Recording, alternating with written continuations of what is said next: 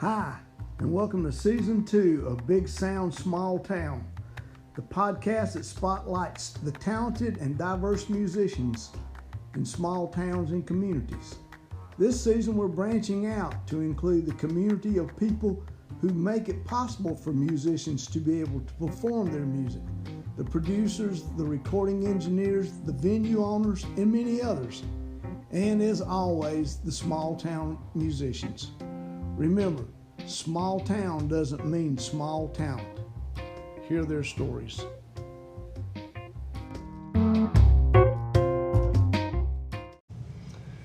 Today, Big Sound Small Town is in the Earl Scruggs Center in Shelby, North Carolina, and my guest is a multi-instrumentalist, music show producer, historical music venue owner, and DJ, Mr. Steve Leatherwood. Welcome to the show, Steve. Thanks, Sandy. It's good to be here. I was scared this morning when I opened up my mandolin case and I only had one in there. But this is, I don't play this one much, but we'll see if it sounds right. Let me give you a little something here.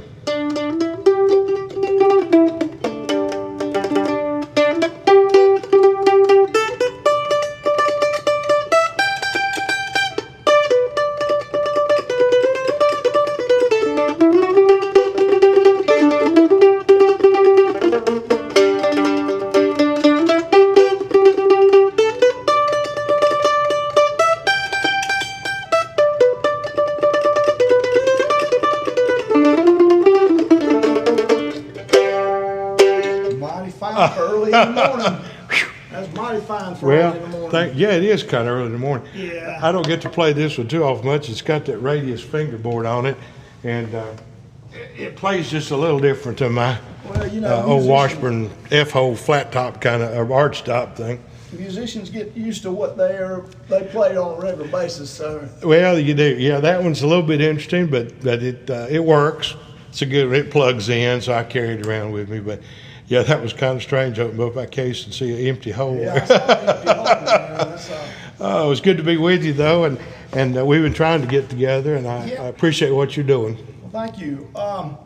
Golly gee, man, there's a whole lot of ways to go with you. You want to start from the music, your personal music standpoint? Well, yeah. Let me do that, and I'll sort of take you through how I got to here. Yeah. Well, I was born at a very early age. That's good. I'm glad that you were. But actually, kind of true. As when I was 3 or 4 or 5 years old, I liked to play on my granny's piano. She had a big old upright piano in her house. And one of the odd things, and after I talked to you, and I was trying to think back about my history, there wasn't anybody hardly in my family that played music except for my dad. Okay.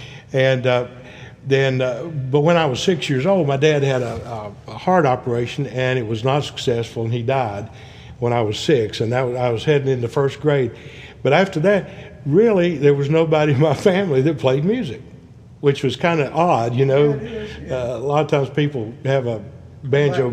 Yeah, they have a banjo put in their hand as they, in the hospital being born or something. Mm-hmm. But they didn't. In my case, my dad did play guitar and banjo, guitar and mandolin and fiddle, and I still had his instruments. And as a kid, I played around on them and did some things, and they eventually let me play my granny's big old upright grand piano, But I had to do careful and not bang on it, So I learned to play with 1 or 2 fingers, not hurt not the Jerry Lee Lewis. Not hurt that piano, and it probably weighed 15 times what I did, at that point. I was 7 years old. But after my dad died, I did have some really interesting early experiences with some music, and one of them was a guy named Bill Haney, who lived in my mom's garage apartment. And Bill Haney, that probably doesn't ring a bell to you exactly from up around Haywood County, but does it to you maybe a little bit. But he lived in Mom's apartment, and his cousin was Don Reno. And so Don would come over to my mom's apartment, and Bill, and I was 7, 8 years old. I'd go up and sit in the yard with Don Reno and Bill Haney. And Bill would play guitar, and they'd pick and carry on warm summer nights, and I just sit up there and soak it in, you know. It's pretty much good stuff to soak. Well, it was good stuff, and Bill called it rockabilly back in those days. It was 1955, along in that area, and I remember the day that Bill was so excited that he got a recording done, 45 RPM record. He run one down to the house and said, "Man, look, I got it in my hand. I got it done." And it was "Please My Love" was the A side, and the B side was "You Don't Care About Me." Kind of country, rockabilly, kind of old songs. And but I didn't have any clue who Don Reno was. But my mom's best friend was Miss Reno. I forget her real name, her first name, but they worked together, and so we knew all the Renos, and so Don was there. It was kind of a cool thing looking back at it. Yeah, now it really And Bill went on to form a band called the Zazoff Boys, and they played in Columbia and Myrtle Beach and places like that. And Bill went off to Vietnam, kind of back in those areas, in those days. And we need to.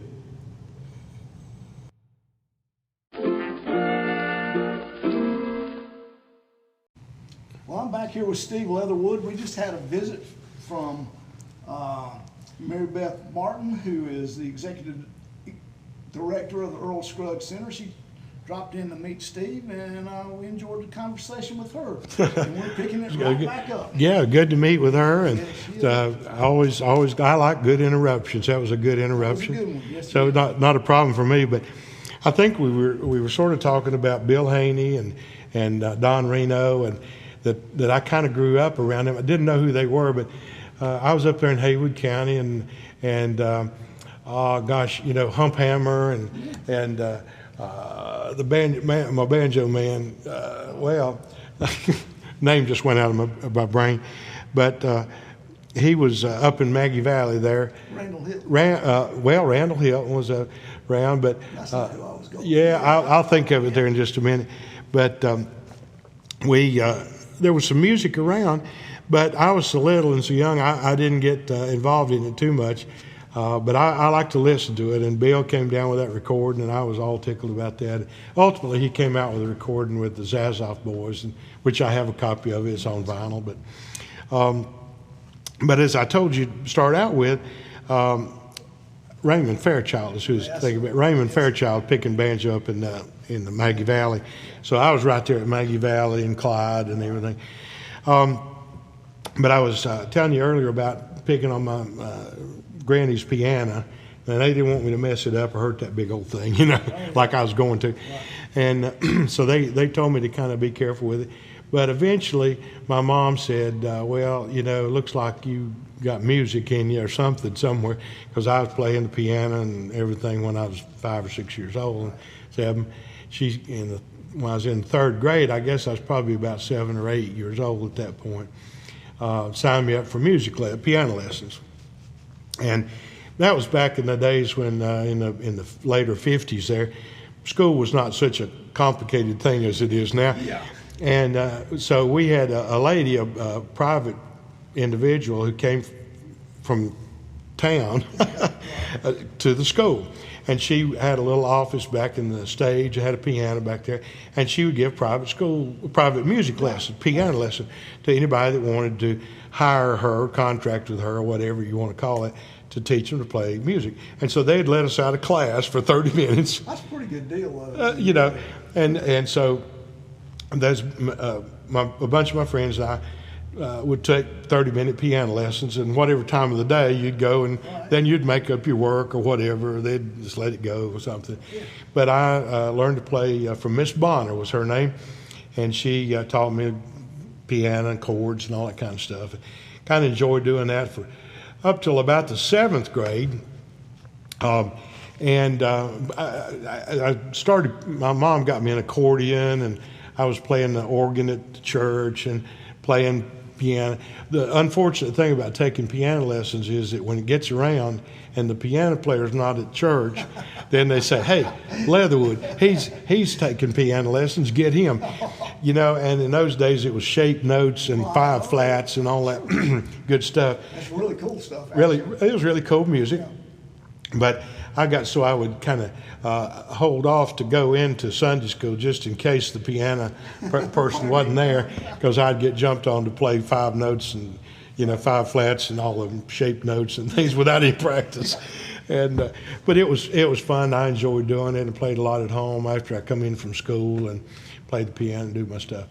And like I said, a little accordion and some things like that. And loved to play on the church organ. And never did play officially, just got to kind of play around with it. But in 7th grade, I wanted to join the band. I told you earlier our school was really small. First grade was on the bottom floor there on one corner, and high school was upstairs on the other end. So it was all in one big building. And there was probably about 40 or 45 of us started out in first grade, and we graduated 38. Oh, wow, that's pretty good. But when you got to having a band, a high school band, in order to have enough people to march and play the instruments, you had to drop into 7th and 8th grade for the high school. Right. So 7th grade, you could join the high school band, and I was hot to do that, because I really wanted to play saxophone. And talked to the the band teacher, Ms. Israel, and she said, "Well, I know you read music, and I know you know about music." And she said, "I know you want to play saxophone, but I need a trombone player." And I said, "Well, trombone." And at that point, see, I wanted to be the next yakety sax kind of Boots Randolph. Boots Randolph. That was the big thing right there. So I wanted to be Boots Randolph.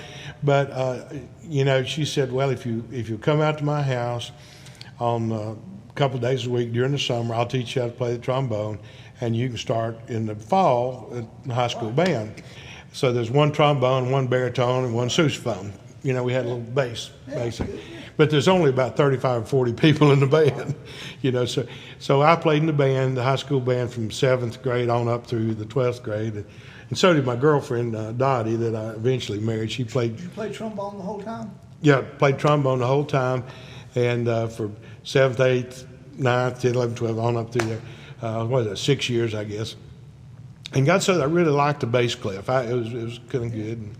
And like I said, Dottie was involved. She played clarinet, so that meant we got to see each other every day, at band. She was a couple of years younger than me, but we get to go on band trips and play at the ball games, things like that. So that was a good thing, too. And I liked playing in the band besides that. But once I graduated from high school, started going to college, I started building cars and some things like that, and got involved in doing that, and kind of there still weren't very many musical people in my family. My grandmother had the piano, my Aunt Frances had a piano, but I can't ever remember anybody playing it but me. So when you went off to college, then you went off with nothing musical going for you? Not really anything going on musical. I had my dad's old F-hole guitar. He had an F-hole Broman. Right. model A or something. Yeah. And then he had a mandolin and a fiddle, and that's what he played when he was at church. He'd play along with the guys at church, and so I got to hear just a little bit of that before he was gone. But I had his instruments around, so I kept playing around with him. But got out of college, and about the only thing we were playing much was the radio and 8-track tapes, back then. And as soon as I graduated from college, Dottie and I moved down to Morganton. I got a job down in Morganton right out of college, and got to go in the music store down there. Kind of got one of my neighbors played guitar, Joe, and we'd get together and pick a little bit. I had my dad's still F-hole guitar that I was playing, banging around, and I went to the music store and was checking out guitars, and I eyeballed this 12-string. And this was John Denver time. Oh, yeah. Okay, John Denver, Chris Christopherson, all the guys, and they were playing these 12 strings. And man, it's 12 string. It just caught my eye.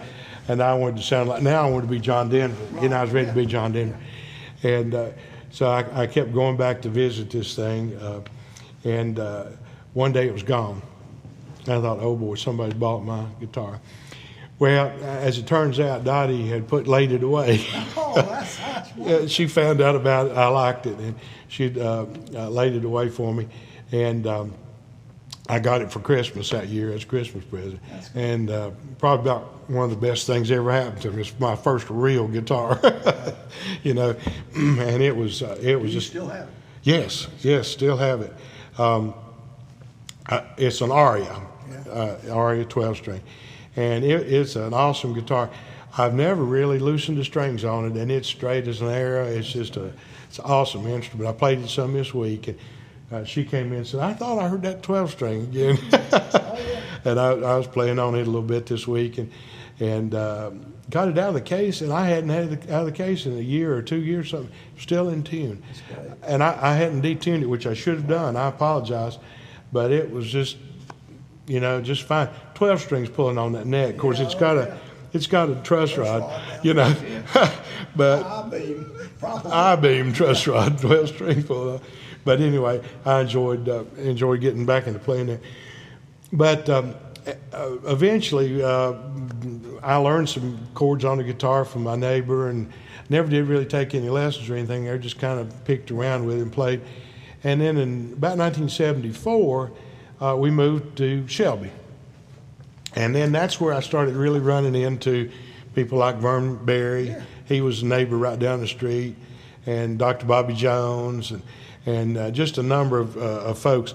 So I made sort of a list. I tried to remember, John Reed. You've already, interviewed John and met folks here at the music store, and just a lot of people that were picking and playing and doing music. And so Dean Jinks and Horace Scruggs, and they'd all come over and gather up at our house on the weekends, and we'd pick, and just pick and play. And I was still had my 12-string at that point, which was not a bluegrass instrument. No. But I would play a little bit along, and eventually realized I was going to have to get one, and so 6-string. So it wasn't too long till over here at Apple Tree Music. You might remember Apple Tree.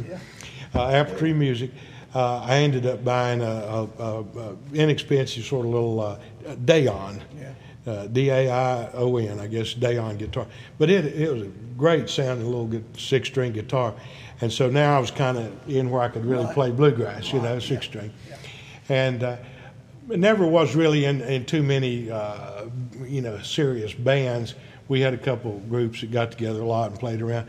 I'd play with anybody that let me play, though, And eventually hooked up with Dan X. Paget, I do know. Hard to miss Dan, and of course J. Max McKee, and oh my gosh, just people everywhere. But they were just crawling out of the woodworks, so I met up with Dan, and Dan said, "Well, here, I wanted to learn bass because I knew bass clef. I played trombone." So I said, "Well, it seems like there's always a lot of guitar players. I want to play something different." Bass or mandolin or something, fiddle. And he said, "Well, come on over and I'll show you some stuff on the bass." And he did. And so did a guy named Doug Rogers. Yeah, I know Doug too.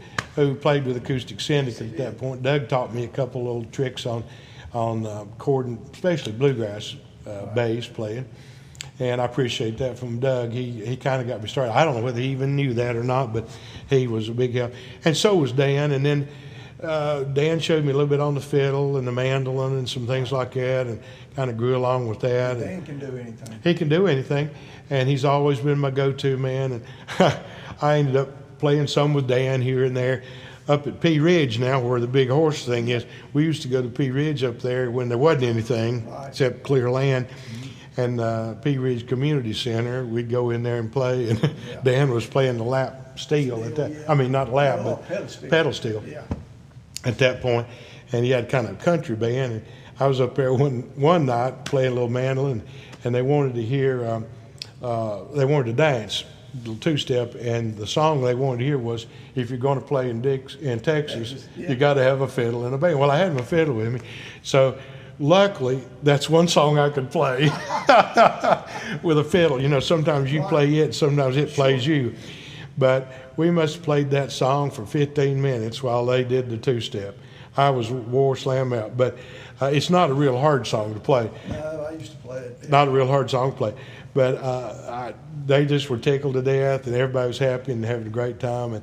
But I've played several different spots with Dan here and there playing bass. And a guy named Charlie Sechrist, too, who was up in Rutherford County, a good friend of ours. And we played, we had a little little group that got together, me and Dan and Charlie, and we had a fiddle player, another guitar player, and we even played over at my the middle school where I was working in Cleveland County Schools.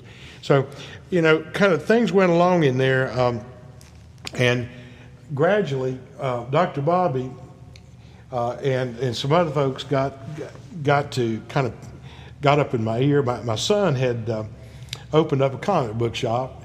His last year in high school, I guess, was 87, something like that, and 88.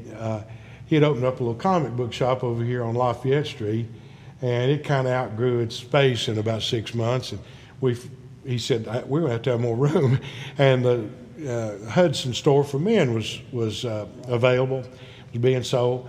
And so we just bought the building. And he was making enough money to buy the building, put himself through college, selling comic books. And it's a cool story. And we had a lot of fun. We had a game room in there and all this stuff, and sold instruments and sold music and stuff. But the back half of the building, about 4,500 square feet, front was 4,500 square feet, comic book. Back end we had empty. And Dr. Bobby and Vern and a couple of people said, well, why don't we just get together over here on the weekends, kind of pick a little bit, and have, see what we can do and have a thing. And so gradually we ended up with 3 bands. Dr. Bobby Jones's band at that time was New River. Yeah. And Dean Davis was playing bass with him, and of course Dean Jinks was playing banjo, and Horace Scruggs was playing with him, and then he was playing mandolin, and gosh, I don't know whether I left anybody out of that group or not. It was called the New River Band. Wayne Parrish. Wayne Parrish, that's who it was. Yeah, Wayne Parrish was playing with him. Yeah. And over the years, they switched around a few people. Yeah. Became Flint Hill eventually with Burgess and that sort of thing. 2 or 3 versions of that band. Ray Allison was in on that too. Ray would have been there. Ray was in on that too, and then Burgess became one of their lead singers and stuff. But Dr. Bobby and like I said, Vern, and then let's see. Mabin. Jay Mabin. They were real interested in us doing this venue to have music. And so thought, well, okay, let's give it a shot. So Dr. Bobby had his band. Darren Aldridge was getting out of high school. I think he just graduated, and he had a little band called the Straight and Narrow Band. And a lot of the same pickers, Dean and Harold Simpson, some of the Ronnie Singh was in there. And then Vern Berry had a group, and they had that thing called Rough and Rocky. Yeah. So between those 3 bands, we rotated about every 3 weeks, and we had a little band on stage, and we'd have more people on stage than would in the room sometimes, But gradually it began to catch on, and after a while, and for the next 12 years, actually, from about 1995 to 2007, we had music there every Saturday night. We started out on Friday nights with some groups, trying to figure out if we'd do country and jazz and other things. But what we figured out was that people didn't know what was coming up, and so they just didn't come for anything. Right. So you decided to stick with we just picked with one thing, and J. Max McKee was having his shows on Saturday night, and we tried to do Friday nights and realized that football games would take care of that. And then Max started going on the road a little bit more, and so we kind of started doing Saturday night. And he'd have a show occasionally, but he wasn't there all the time, and that was fun. And sometimes Max would be up here with us playing. So we started doing the Saturday night shows, and we did them for 12 years, about 50 shows a year. Right. And that was a lot of shows. That's a lot of shows. And we hardly ever had more than a band more than one time a year. Had that many bands you could put in? Oh, goodness. We had bands just coming from everywhere. Dr. Bobby's band, he was in demand, and we had to have him about 3 times a year. And the Dollar Brothers from up at Boone, North Carolina, we'd have them about 3 times a year. But most everybody else kind of got 1 or maybe 2 shows a year, That's good, though. and That's that a was great about farm. it. Yeah. Because it was such a diverse bunch, and some people didn't get but a show every 2 years. Right. Yeah. We had some groups out of Charlotte, Southern Junction, and Southern Express, and then we had bands from as far away as Czech and Slavic Republic, Fragment, Right. with Jana Mojin now, who's married to Steve Mojin, but she was here with her group, and she was the only English-speaking person in the band, and we enjoyed them just immensely. But they sang in English, right? They sang perfect English bluegrass. I don't know whether they knew what the words meant or they just memorized it, but they did not speak a word of English. Really, really nice people, though, and I've maintained some contact to Facebook with them over in Czechoslovakia and Czech and Slavic republics now. But it was really fun. And we ended up making recordings of the bands for several reasons. One was Jay and John Reed and then Noel Manning and Jeff Powell kind of colluded, saying, hey, you know, this is pretty good. You know, we need to maybe have a show. And they came up with the name Live at Leatherwood's because it was live and we recorded live. And so we started recording the shows and then producing once a week Live at Leatherwood's on WGWG radio. And we also played on 1390 Classic Country with Joe and Joe, the Joe and Joe Show. Yeah, Joe Green and Joe Martin Green and then Joe Hinesley. And they would play our shows. And we had on Gaston County radio that played it as well, and so we were shipping shows around all over. But had a lot of fun with that, and eventually, you know, got all those shows recorded and put up on the air, and really had a good time with them. Just a side note, I this year you kind of talked me into maybe thinking about it, but I'm doing a little podcast trying to recreate or reproduce or replay or whatever some of those early shows from 25 years ago. Sure, that's wonderful. And doing that through Gardner Web and WGWG.org. And that's where I'm currently DJing and that sort of thing. So it just kind of developed from there. I guess I got my mandolin on my 50th birthday. Right. Dottie thought I needed a mandolin, and I'd had a fiddle that I got off the internet for $40. I think it already had a snake rattle in it, and it sounded pretty good. Yeah. And several basses that I played around because I got to play. It was kind of fun. Sometimes bands would show up without a bass player, or somebody would be sick, and I'd get to stand in. Sure, that's great. And that worked for me. But that's kind of where I'm at now, and I'm sort of back into the DJing business. My oldest son and I did a lot of DJing around in the area for schools and stuff. But then my youngest son, Jeremy, was on the radio with me, a radio show with Gardner Webb, and we did a lot of those good shows. So, how many shows did you tell me you have recorded? Well, somewhere around 600, 600 or 700, but 600, and most of those are 2-hour shows. And you realize that is the bluegrass history of Cleveland County for the most part. Well, some of it's Cleveland County. Since the 80s or...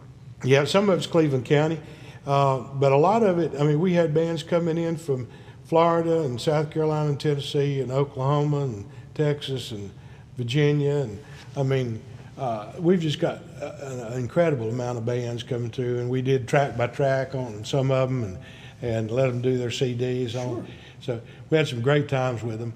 But yeah, it's a really interesting piece of stuff. Yeah, it really is. And most of them were bluegrass history there for sure. Well, a lot of them was recorded. You know, like people like Lou Reed in Carolina. They weren't local, but they came in, and Steve Dillon, Third Time Out. They came in, and we had those folks around, and Lonesome Highway, Blue Highway, and you know, you could almost name a band. People seem to, Lost and Found was one of our favorite groups. They would get here about once or twice a year, and Alan Mills, and we made recordings for a lot of those guys. But anyway, that's kind of where I'm at, and I don't know, is there anything you need to know about me? I guess the main thing was me learning to play the piano when I was 3 or 4 or 5 years old. This has been...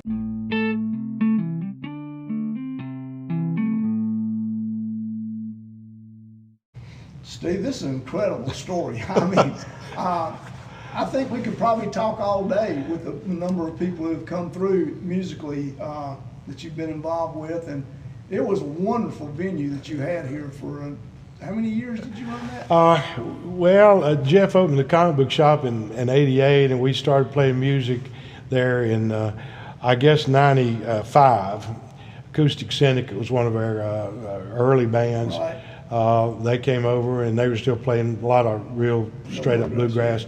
Dr. Bobby and his group, and Vern and their group, and Darren Aldrich and his group. That was the early stuff. And then we went on through 2007, so that was about 12 years.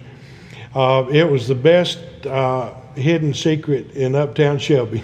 You know, it turned out there's several things that I've been doing this a pretty good while now, and this is you've been a big part of the Cleveland County music history, and part of turning the town has actually turned itself into a music community. It is one of the highlights of the town now. It's one of the things the town has gotten behind and promotes, and you have a big part of that. I mean, you kind of started that in motion. Well, there was a reason to come to town, because at that time, the city wasn't in the revitalization quite like it is now. You know, so that put a big part of it. That was a big part. Well, it was kind of interesting what you're saying. We were here in Shelby, but usually less than about 20 or 25% of the people who came to the show were actually from Shelby or Cleveland County. But it brought people to People Cleveland come from County. Charlotte and Rutherford and Morganton and South Carolina to hear these bands. Sure. And so it was bringing people in. And a lot of times local people say, well, what's that big bus parked out there behind your building? Sure. Or, what is that? You're right, though. It was kind of a well-kept secret. It was kind of a well-kept secret, and not a lot of people understood it, I think. I think you're right. in those particular days. Yeah. There wasn't a lot of live music around. Yeah. And but it's beginning to take off, and I'm glad to see it. I love good music, love live music, love playing it, There's a lot love of hearing here it. now, but when you were doing it, speaking from a musician standpoint, I had to go out of town to play. Yeah. I mean, most everyone did, and like you said, if you were lucky, you could play there once a year. You know, and actually, in my case, I probably got to play there 3 or 4 times in the 12 years. Yeah. So. You know. Yeah, I remember. So, We had Mama Said. I still got the record. I ran across it the other day. Well, you know, it was the early venue that you could play music in Cleveland County. Yeah.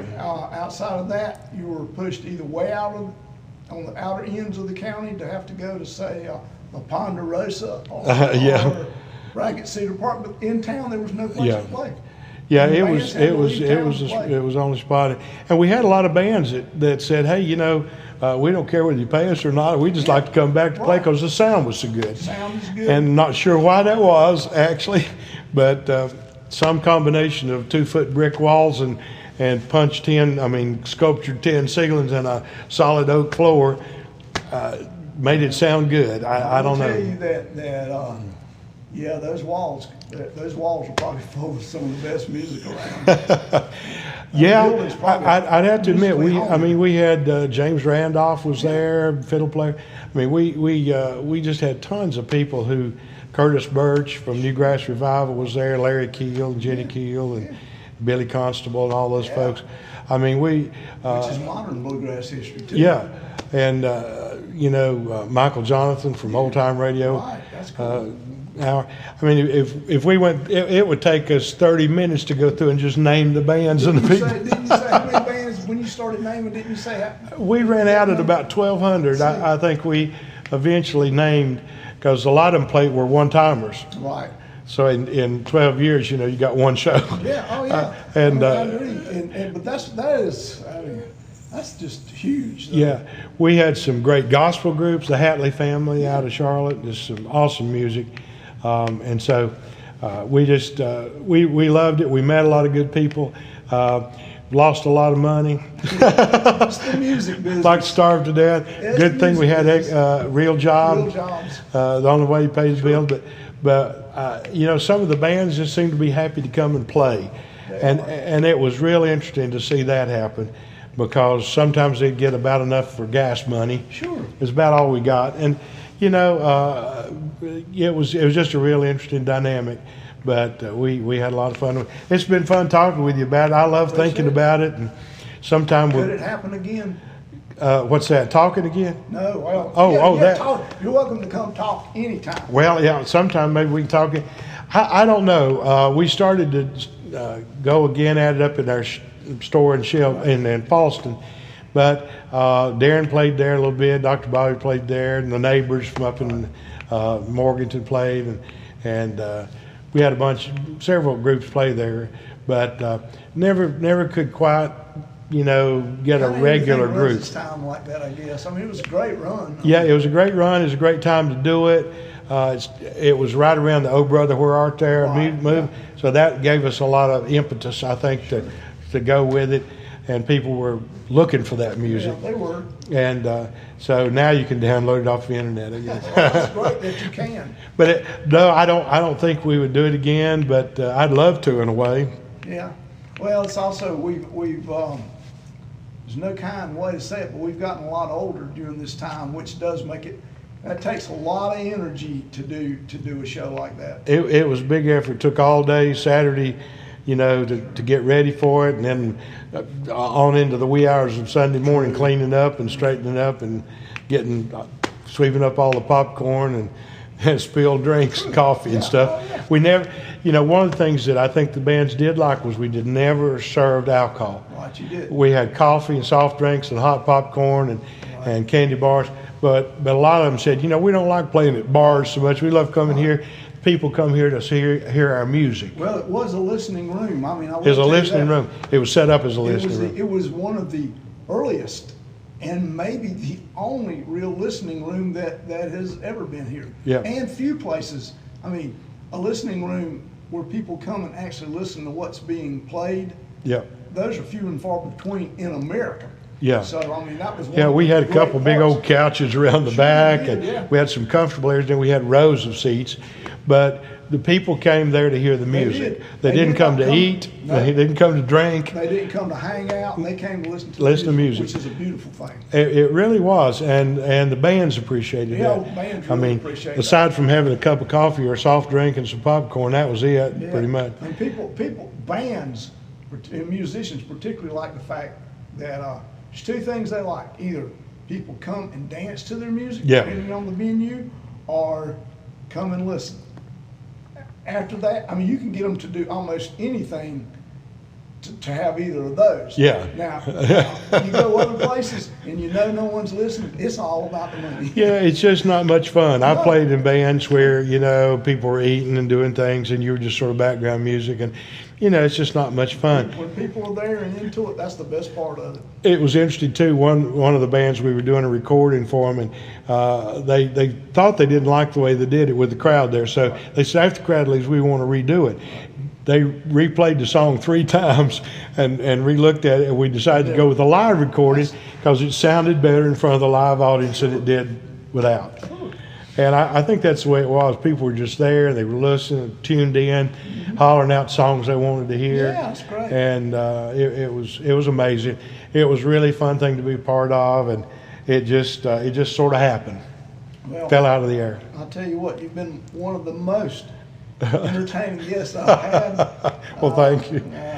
Oh. Maybe we'll do this again, a second round. Get me started. I'm a troublemaker. Well, I do appreciate you taking time out. I know you're a very busy person, and I appreciate you coming and doing this. So glad to. I'm so glad that you're doing this. It's awesome stuff. Thank you. And I'd love to meet with you again, buy you lunch or something, and just talk. Sounds good. Anytime, Steve. Thank you.